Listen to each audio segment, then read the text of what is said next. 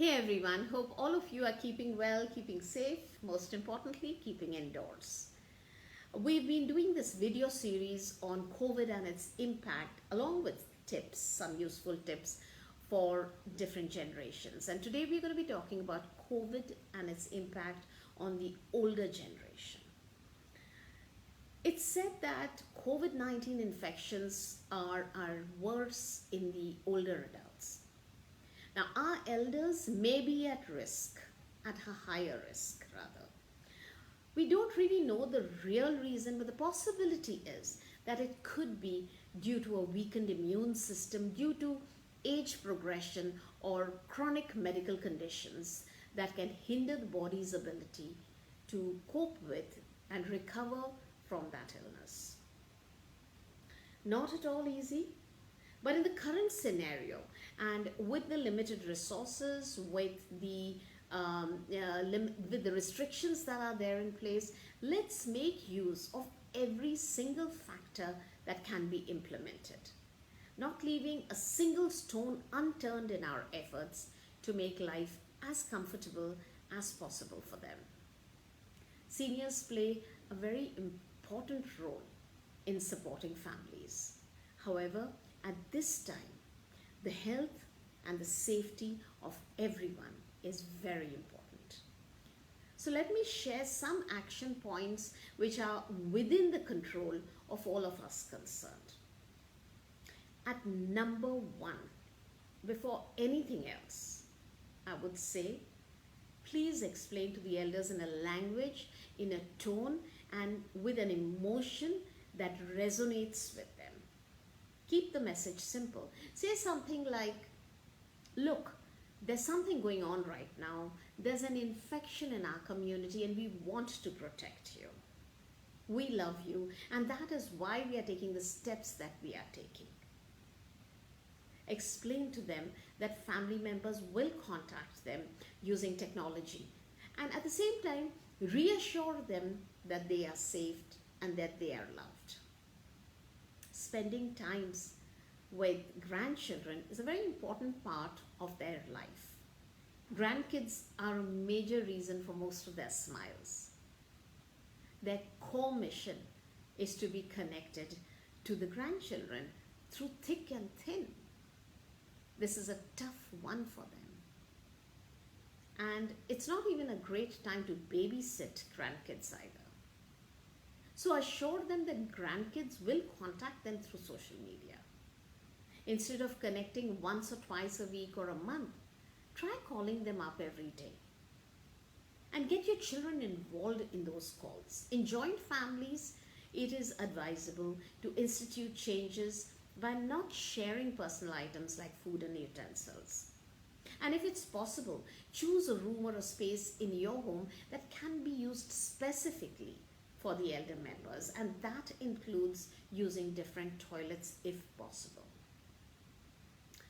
The other thing is, it's also important to keep seniors mentally engaged.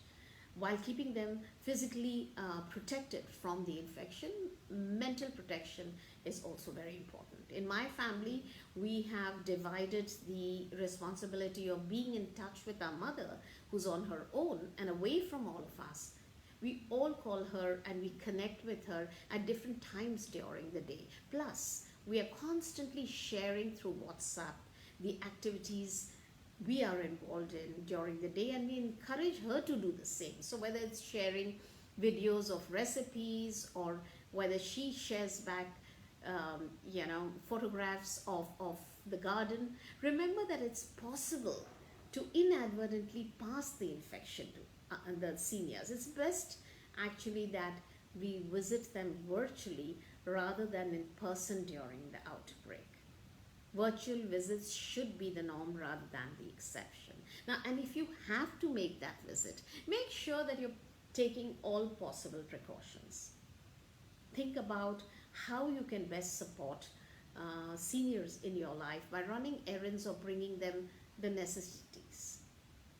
Given the vulnerability of the elders, you also need to ensure that regular medication and other supplies are well stocked, and keep a plan in place when they do get depleted. Here, some of my friends who stay away from parents or their elders mention that they have requested their neighbors to jump in for support. Supporting and protecting them is everybody's business. Most of the elders have had their fair share of crisis as well, with the losses of family members and friends. Being connected to others is a part of what has saved them from the loneliness and despair that are natural companions to the deep grief, to the suffering they're going through. Now, this crisis is going to be difficult. They want to go to their places of worship, meet their peer group, exchange notes, share with friends, their lifeline activities. So, to help them feel involved, purposeful, less lonely during the pandemic, teach them how to order food, medication online. Give them a project that they can work on. It could be knitting, it could be sewing, it could be putting probably family albums together, getting those photographs organized, sharing stories and happy moments, demonstrate their favorite family recipes, songs, movies, via the social media. It is important to remember that while we are taking action to protect the seniors, it doesn't mean we are cutting them out. Social distancing is important, but it doesn't imply social isolation. So include using the phone, the video conferencing system, social media to stay in touch. This is the time. Times of uncertainty and anxiety to connect at much deeper levels. Social distancing, while important for flattening the curve, can have a long-term effect on the senior citizens whose lives are centered on social interaction. So it's crucial at the moment that we all unite to support one of the most vulnerable and at-risk groups in our society. Stay well.